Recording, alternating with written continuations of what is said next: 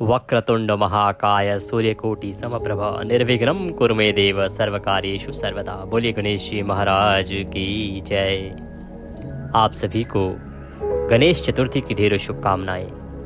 प्रिय दर्शकों, आज के इस वीडियो में हम बात करेंगे कि गणेश चतुर्थी 2025 में किस दिन है, आपने गणेश जी की स्थापना कब करनी चाहिए, शुभ मुहूर्त क्या है गणेश स्थापना का, गणेश कब आपको लेके आने चाहिए, गणेश जी की पूजा कैसे करनी चाहिए, गणेश जी आप कितने दिन के लिए ला सकते हैं, क्या 1.5 दिन के लिए, 3 दिन के लिए या पूरे 10 दिन के लिए, क्या विधान है और विसर्जन कैसे करना होता है गणेश जी का।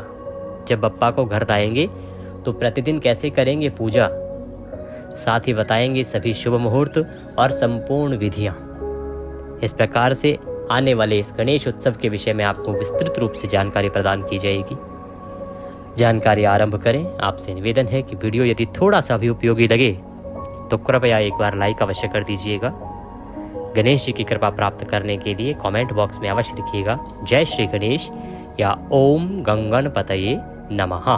भगवान गणेश अवश्य ही आप पर कृपा करेंगे। आप देख रहे हैं देवभूमि ज्योतिष संस्थान का प्रतिष्ठित यूट्यूब चैनल देवभूमि धार्मिक। हम यहाँ पर सभी व्रत और त्योहारों की सही शास्त्रीय जानकारी प्रदान करते हैं। ज्योतिष शास्त्र और पंचांग के आधार पर आपको बताते हैं कि कौन सी तिथि कब है, व्रत आदि कब करना है, क्या विधि है, क्या नियम है। यदि आप सभी व्रत और त्योहारों की सही शास्त्रीय जानकारी पाते रहना चाहते हैं तो कृपया चैनल को अभी सब्सक्राइब कीजिए और बेल आइकन को प्रेस कीजिए। जब आप सब्सक्राइब का बटन दबाएंगे तो वहाँ पर एक घंटी का निशान बना हुआ भी दिखाई देगा, उसको अवश्य दबाइएगा, तभी आपको हमारे सारे वीडियो प्राप्त होंगे, अन्यथा आपसे जानकारी छूट जाएगी। तो कृपया चैनल को सब्सक्राइब करें और बेल आइकन को प्रेस करें। आइए प्रिय दर्शकों, जानकारी आरंभ करते हैं। श्री गणेश चतुर्थी, जो कि भाद्रपद मास के शुक्ल पक्ष की चतुर्थी तिथि होती है, इस दिन बाप्पा को अपने घर लाया जाता है। ये भगवान गणेश का जन्मदिवस भी है और विधि विधान से 11 दिन तक बाप्पा की पूजा की जाती है। तो सबसे पहले यहाँ से शुरुआत करते हैं कि यह त्यौहार मनाया क्यों जाता है। प्रिय दर्शकों, गणेश उत्सव जो है ना, ये केवल एक दिन का त्यौहार नहीं है, ये 10 दिन की पूजा है, 11वें दिन का विसर्जन है।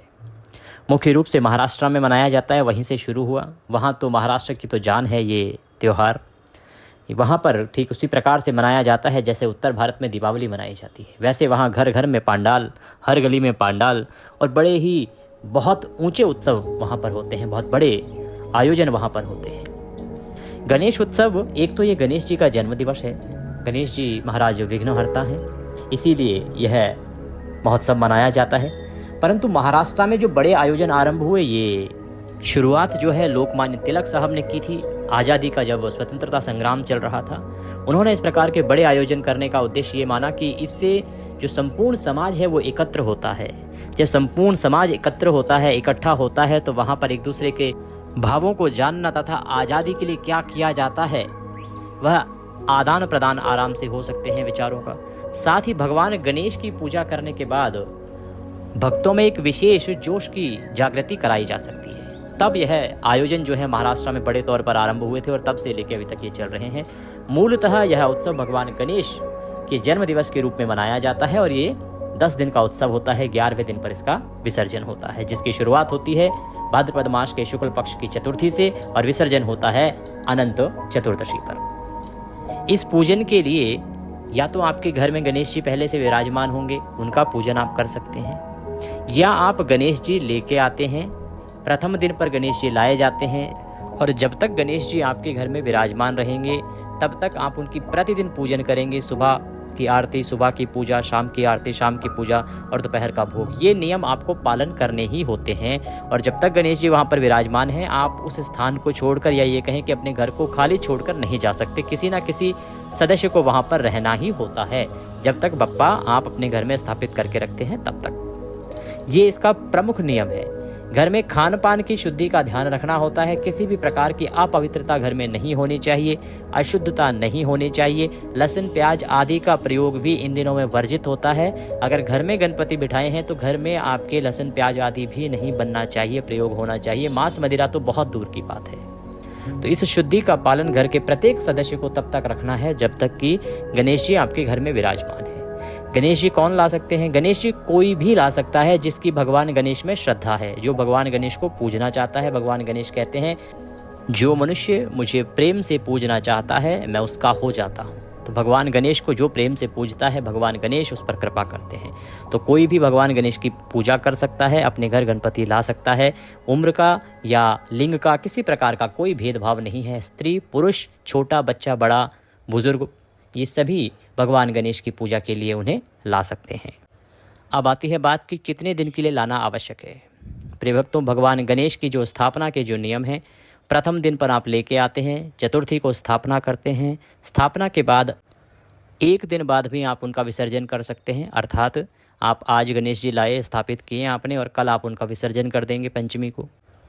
3 दिन के लिए ला सकते हैं, 5 दिन के लिए ला सकते हैं, 7 दिन के लिए ला सकते हैं, 9 दिन के लिए ला सकते हैं और 11 दिन के लिए ला सकते हैं, विसर्जन कर सकते हैं इसी के अनुपात में।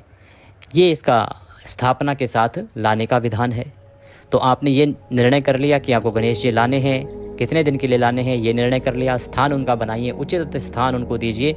आप जितनी बड़ी, अब आप सवाल करेंगे पंडित जी कितनी बड़ी प्रतिमा होनी चाहिए? प्रतिमा किसी भी आकार की हो सकती है, ये आपकी श्रद्धा के ऊपर निर्भर करता है, आपके स्थान के ऊपर निर्भर करता है, और आपकी धनराशि कितनी खर्च करना चाहते हैं उस पर निर्भर करता है। आपके घर में बड़ा स्थान है, बड़ा अधिक पैसे से आप लाना चाहते हैं, आप वो ले आइए। छोटा स्थान है, कम पैसे खर्च करके छोटी सी प्रतिमा ले आइए। पूजा बड़ी प्रतिमा की करेंगे तो भी उतना फल है, छोटी प्रतिमा की करेंगे तो भी उतना फल है। घर में आप स्थापित करते हैं तो वही फल है। जब आप समाज के लिए स्थापित करते हैं और समाज पूरा आके पूजन करता है, उसका फल अलग होता है। जब घर में आप गणपति लाते हैं तो उसके लिए तो चाहे छोटी लाएं बड़ी लाएं, सबके लिए एक ही समान फल है। प्रतिमा के आकार से भगवान के आशीर्वाद में कमी या बढ़ोतरी नहीं होती है। अब बात करते हैं कि गणेश जी को किस दिन आप लाएंगे और किस विधि से लाएंगे। जब भी आप गणेश जी को लेके आएँ, सबसे पहले तो जहाँ से आप गणेश जी लेके आने वाले हैं उनसे समय से पहले बुकिंग कर लीजिए, क्योंकि उनके पास प्रतिमा होनी भी चाहिए। समय निकाल के पहले ही जाइए, प्रतिमा देख के आइए, उनको बुकिंग दे के आइए। क्योंकि कई बार जो नए लोग हैं ना, वो यही गलती करते हैं, वो तुरंत पहुंच जाते हैं लेने के लिए, वहाँ पर प्रतिमा मिलती नहीं है। तो प्रयास कीजिए कि पहले ही जाके प्रतिमा बुक करके आएँ, जिससे कि जब आप लेने जाएँ तो वहाँ पर आपको समय ना लगे और ऐसा ना हो कि आपको प्रतिमा ही ना मिले। इसी प्रकार से अगर आप चीज़ों को प्लान करके चलेंगे तो सब चीज़ें अच्छे से होती हैं। कैसे लेके आना चाहते हैं, अपनी गाड़ी में ला सकते हैं, ट्रक में ला सकते हैं। जब आप उससे प्रतिमा लेंगे, अपनी शुद्धि का ध्यान रखिए। जब भी आप लेने गए हैं भगवान को, आप अपनी शुद्धि का ध्यान रखिए। स्वच्छ वस्त्र धारण करके जाइए, स्नान आदि से निवृत्त होकर स्वच्छ वस्त्र धारण करके जाइए। चप्पल आदि ना पहने। प्रतिष्ठा से पहले भी जब आप प्रतिमा को उठा रहे हैं तब भी आपको चप्पल आदि नहीं पहननी चाहिए, सर ढक लेना चाहिए। भगवान को नमस्कार करें और उसके बाद प्रतिमा को लेके आएँ। ध्यान रखिएगा कि जब तक स्थापना नहीं होती तब तक भगवान गणेश की आंखों से पट्टी नहीं हटाई जाती है। तो इसीलिए आंखों पर पट्टी बांध के रखें। प्रतिमा को ला के रख दीजिए। आप एक रात्रि पूर्व ला सकते हैं, जिससे कि आप अगले दिन सुबह सुबह पूजन कर सकें, या जो भी शुभ मुहूर्त उस दिन का होगा उसमें पूजन कर सकें। या आप सुबह अगले दिन, जिस दिन आपको पूजन करना है चतुर्थी वाले दिन, उसी दिन सुबह सुबह ला सकते हैं। जो भी आपका पूजा का समय है उस पर आप स्थापना की पूजा कर सकते हैं। ये इसका लाने का विधान है। अब लाने के बाद जो विधि है ये कि बहुत सारे लोग ढोल बाजे से लेके आते हैं। जैसे कोई भी बड़ा मेहमान आपके घर में आता है, आप स्वागत करते हैं, तो वो आपकी श्रद्धा पे है। आप चाहें तो पूरे कुटुंब को इकट्ठा करें, आप चाहें तो ढोल बाजा, बैंड बाजा आदि बुक करें और उसके साथ भगवान को लेके आएँ। और यही विधि विसर्जन के समय पे भी है कि विसर्जन के लिए भी आप चाहें तो पूरा बैंड बाजा लेके जाएं, चाहे आप परिवार के 4 लोग चले जाएं, उससे कोई पुण्य लाभ जो है उस पर प्रभाव नहीं पड़ता है। आप परिवार के 4 लोग लेके आएंगे जाके तो भी पुण्य उतना ही है, और अगर आप 4 लोग ही विसर्जित करके आएंगे तो भी पुण्य उतना ही है। समाज को एकत्र इसलिए किया जाता है क्योंकि ये जो गणपति उत्सव है ना, ये है ही समाज का उत्सव। इसमें पूरा समाज एकत्र होकर ही पूजन करता है बप्पा की। इसीलिए जब आप गणेश जी को घर पे लेके आएँ तो अपने जो भी आपके रिश्तेदार हैं, जो मिलने वाले हैं, उन सभी को संदेश भिजवाइए कि आपने घर पे बप्पा को विराजमान किया है, जिससे कि वो भी समय निकाल के आएँ, आके बप्पा का दर्शन करें, बप्पा का आशीर्वाद प्राप्त करें। बप्पा को लाते समय या विसर्जन करते समय अधिक से अधिक लोग अगर आपके साथ जुड़ते हैं तो बहुत उत्तम होता है। इस प्रकार से बप्पा को लाके रखने के बाद अब हम पूजन की ओर बढ़ते हैं कि आपने पूजन कैसे करना है। प्रिय दर्शकों, चतुर्थी के दिन इसका पूजन किया जाता है। तो पूजन के लिए आप सभी को सपरिवार समय से स्नान आदि करके निवृत्त हो जाना चाहिए। स्वच्छ वस्त्र धारण करने चाहिए। मुख्य यजमान अर्थात जो भी प्रमुख जन हो, जो पूजन में आगे बैठने वाले हों, जो घर के मुखिया हो सकते हैं, तो आप स्नान आदि करके और स्वच्छ वस्त्र धारण करके सामग्री जो चाहिए पूजा की वह एकत्र करके और स्थान पर पहुँचें। सामग्री में क्या चाहिए, भगवान की प्रतिमा आप लेके आ गए होंगे, जहाँ उनको स्थापित करना है वह क्षेत्र पूर्व निर्धारित हो, चौकी आदि जो भी वो क्षेत्र है उसको तैयार कर लीजिए। लाल वस्त्र भगवान के नीचे बिछाने के लिए रख लीजिए। इसके अतिरिक्त रौली, मौली, पान, सुपारी, लौंग, इलायची, धूप, दीप, नैवेद्य, फूलों की माला, इसके साथ में भगवान को अर्पित करने के लिए इत्र, जनेऊ और पंचामृत बनाने के लिए कच्चा दूध, दही, घी, शहद और शक्कर, ये सामग्री है जो प्रमुख रूप से बप्पा को लगेगी। दूर्वा आपको अवश्य ले लेनी चाहिए, दूर्वा की माला भी आप भगवान के लिए बनवा सकते हैं। सारी सामग्री एकत्र कीजिए। एक लोटा तांबे का भी रखिएगा, आचमनी के लिए छोटी आचमनी आती है वो भी रख लीजिएगा। सारी सामग्री को एकत्र करके आसन लगा के और बैठ जाइए। अगर बप्पा की प्रतिमा बड़ी है तो फिर पूजन आपको खड़े होकर करना पड़ेगा, अन्यथा घर में तो इतनी ही प्रतिमाएं आती हैं कि आप आराम से बैठ के पूजन कर सकते हैं। अभी भी गणेश जी की जो प्रतिमा आप लाएंगे उनकी आंखों पे पट्टी होनी चाहिए, वो पूजा के बाद ही खुलेगी। जब उनकी स्थापना हो जाएगी उसी समय पर उसको खोला जाता है। प्रतिमा को स्थापित कीजिए, नीचे लाल रंग का जो वस्त्र है वह बिछा दीजिए। चौकी पर स्थापित कर रहे हैं या किसी भी स्थान पर जो स्थापित कर रहे हैं वहाँ पर विराजमान कीजिए। एक लोटा लीजिए तांबे का, उसमें पहले गंगा जल भरिए, फिर शुद्ध जल भरिए। फूल के माध्यम से सभी स्थान पर जहाँ आपने स्थापित करना है गणेश जी को और जो पूजा की सामग्री है उस सभी पर उस जल के छींटे दीजिए। ओम पवित्रो अपवित्रवांग सर्वांग वस्तांगतोपि वाम यह स्मरेत पुंडरीकाक्षं सभायंतरः सचिः। ओम पुंडरीकाक्षय पुनातु पुंडरीकाक्षय पुनातु पुंडरीकाक्षय पुनातु। इस प्रकार से जल छींटे देके आपने स्थान को शुद्ध किया है, पवित्र किया है और सामग्री आदि सभी को पवित्र किया है। अब भगवान गणेश को स्थापित कीजिए। भगवान गणेश का हाथ जोड़ के आवाहन कीजिए। भगवान गणेश की प्रतिमा के सामने सर झुका के भगवान गणेश का ध्यान कीजिए। भगवान से प्रार्थना कीजिए कि हे गजानन, हे भगवान श्री गणेश, हम आपका आवाहन करते हैं, आप आएँ, यहाँ विराजमान हो और हमारी इस पूजा को स्वीकार करें। आवाहन के बाद भगवान गणेश की प्राण प्रतिष्ठा की जाती है। इसके लिए हम प्रतिष्ठा मंत्र पढ़ते हैं। आप हाथ जोड़ के गणेश जी से निवेदन कीजिए। अश्ये प्राणः प्रतिष्ठन्तु, अश्ये प्राणः क्षरन्तु च, अश्य देव तमौचार्ये मामहेति च कंचन। ओम सिद्धि बुद्धि सहिताय श्री महागणाधिपतये नमः। प्रतिष्ठो वरदो भवः। इस प्रकार से भगवान की प्रतिष्ठा की आपने। अब भगवान को आप आसन प्रदान करेंगे। भगवान को आसन के लिए हाथ में पुष्प ले लीजिए, फूल ले लीजिए और भगवान को आसन के लिए मैं मंत्र पढ़ता हूँ। आप आसन के रूप में पुष्प भगवान को अर्पित कीजिएगा। विचित्र रत्न खचितम दिव्यास्तरणम संयुक्तम स्वर्ण सिंहासनम चारु ग्रहणाम गुहाग्रजम। ओम सिद्धि बुद्धि सहिताय श्री महागणाधिपतये नमः। आसनम समर्पयामि। इस प्रकार से आसन समर्पित कीजिए भगवान को। भगवान को आसन पर विराजमान करने के बाद बप्पा को पद्य, अर्घ्य और आचमनी कराया जाता है। तो पद्य, अर्घ्य, आचमनी कैसे करना है कि आपको फूल से छींटे देने हैं एक एक मंत्र पर, या उनके सामने पात्र रख देंगे तो उस पर जो कटोरी आदि रखेंगे उसमें आप एक एक चम्मच जल अर्पित कीजिएगा। अगर आचमनी है तो आचमनी से जल अर्पित कीजिएगा, अन्यथा फूल से एक एक मंत्र पर उन्हें छींटे दीजिए। जैसे पहला जो होता है वो पद प्रक्षालन है एक प्रकार का, तो पैरों पे छींटे दीजिएगा उनको। ओम भूर्भुवः सिद्धि बुद्धि सहिताय श्री महागणाधिपतये नमः। पाद्यम पाद्यम समर्पयामि, पादयो पाद्यम समर्पयामि। पद प्रक्षालन के लिए उनको जल के छींटे दीजिए। अब भगवान को अर्घ्य समर्पण करेंगे हम। अर्घ्य समर्पण के लिए भी अर्घ्य के रूप में उनको जल अर्पित कीजिएगा। ओम भूर्भुवः सिद्धि बुद्धि सहिताय श्री महागणाधिपतये नमः।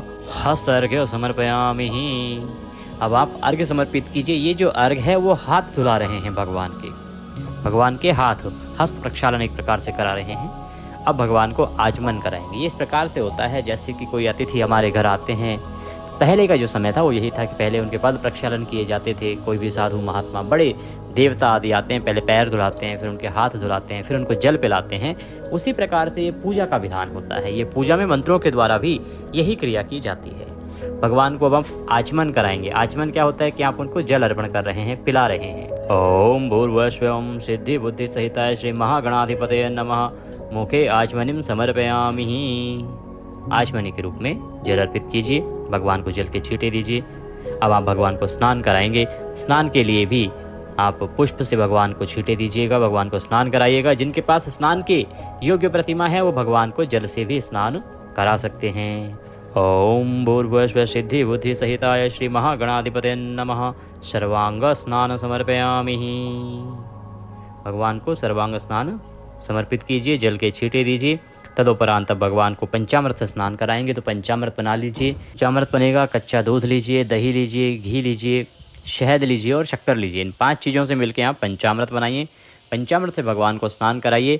आप फूल पर लगाकर भी स्नान के रूप में पंचामृत अर्पित कर सकते हैं कि फूल पर आप पंचामृत लगा लीजिए और उन्हें अर्पित कीजिए। और अगर भगवान को अभिषेक कराया जाता है पंचामृत से, आपके यहाँ ऐसी प्रतिमा है जिसका अभिषेक आप करा सकते हैं, तो पंचामृत से भी नहला सकते हैं। इसको इस प्रकार से देखना होता है कि कुछ लोग ऐसे होते हैं ना कि वो प्रतिमाएं ऐसे कच्चे रंग की होती हैं या इस प्रकार की होती हैं कि उनको अगर जल से नहलाया जाए या पंचामृत अर्पित किया जाए तो उससे जब साफ़ करेंगे तो कई बार उनका जो पेंट है वो निकल जाता है। तो वो आप अपने हिसाब से देखिए कि आपकी प्रतिमा कैसी है, उसके अनुसार अगर आप पूरा नहला नहीं सकते हैं तो पुष्प पे लगा के पंचामृत अर्पित कर दीजिएगा। ओम भूर्भुवस्व श्री बुद्धि सिद्धि सहिताय श्री महागणाधिपते नमः। पंचामृत स्नानम समर्पयामि।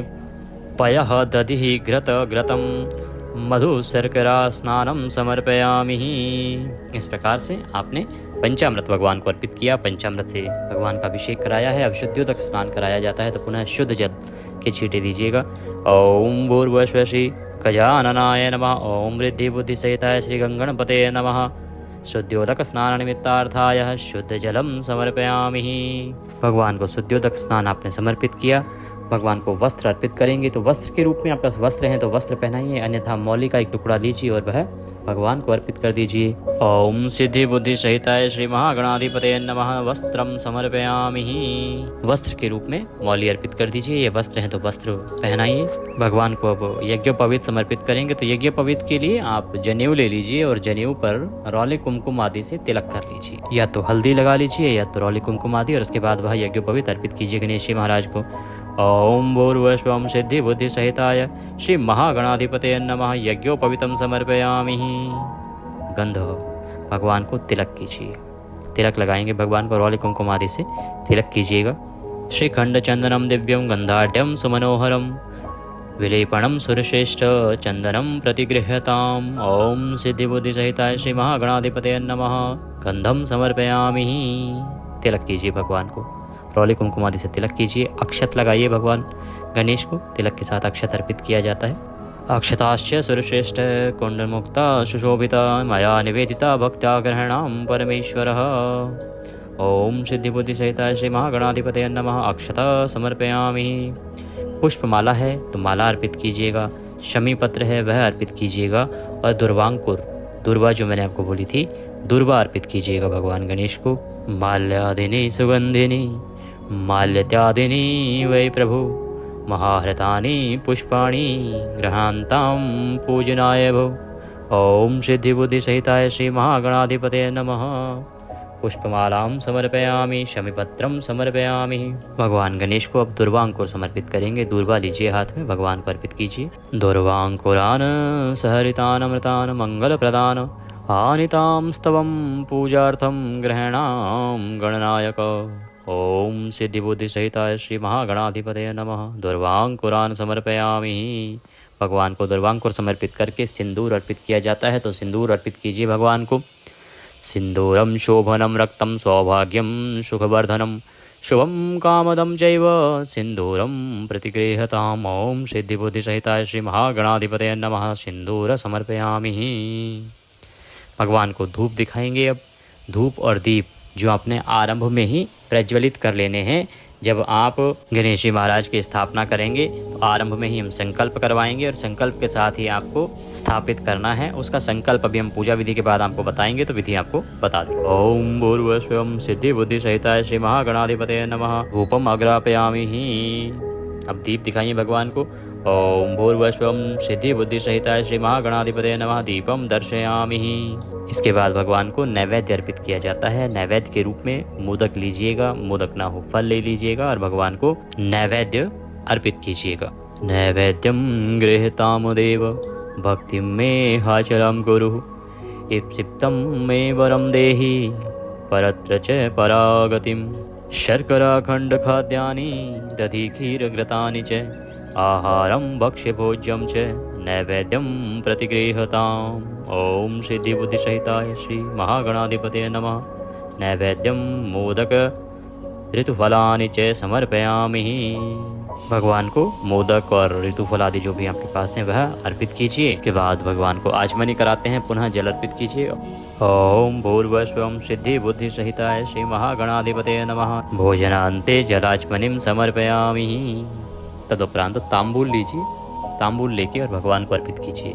तांबूल क्या है, पान का पत्ता लीजिएगा, उस पर 2 लौंग 2 इलायची 1 सुपारी रख लीजिएगा और वह गणेश जी को अर्पित कीजिएगा। ओम पूंगी फलम मह दिव्यम नागवल्ली दैलयुतम एलाचूर्णादि संयुक्तम तांबूलम प्रतिगृह्यताम्।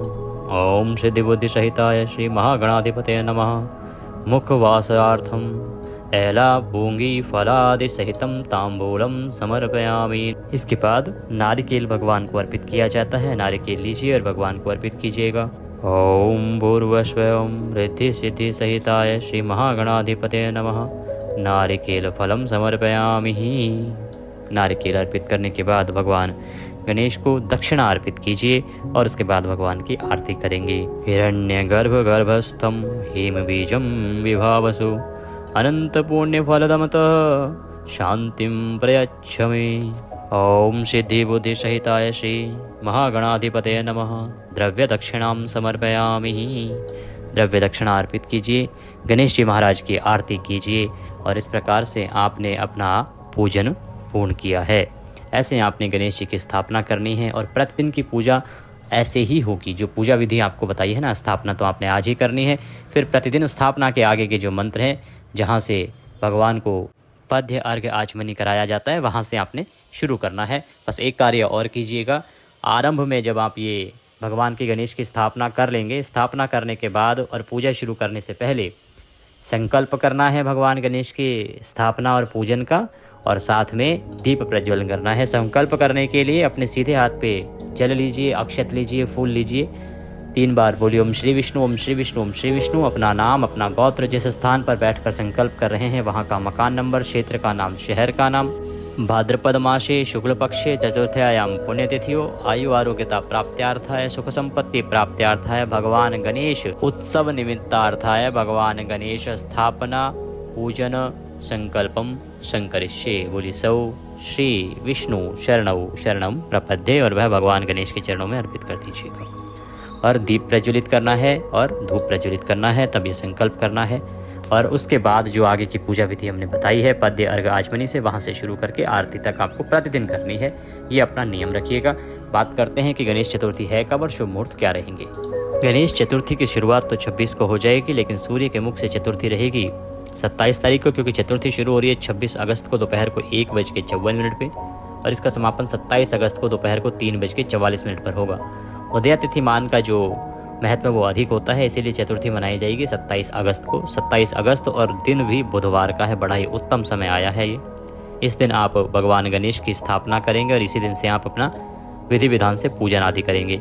अगर शुभ मुहूर्त की बात करें तो भगवान गणेश की जो स्थापना है वो अपराह्न में की जाती है। ऐसा माना जाता है कि मध्यकाल में ही भगवान गणेश का जन्म हुआ था। तो शुभ मुहूर्त रहेगा सुबह 11:05 से लेकर 1:40 तक। इसमें आप गणेश जी की स्थापना कीजिए। भगवान गणेश आप पर कृपा करेंगे, कल्याण करेंगे। ये थी जानकारी गणपति पूजा और चतुर्थी कब है। चतुर्थी का व्रत भी इसी दिन किया जाएगा। ध्यान दीजिएगा कि इस दिन चतुर्थी का जो चांद होता है, चौथ का चांद, वो नहीं देखा जाता है। भगवान गणेश सब पर कृपा करें। वीडियो अच्छा लगे तो लाइक अवश्य कीजिएगा। कमेंट बॉक्स में लिखिएगा जय गणेश जी महाराज। चैनल पर नए हैं तो सब्सक्राइब करते जाइए।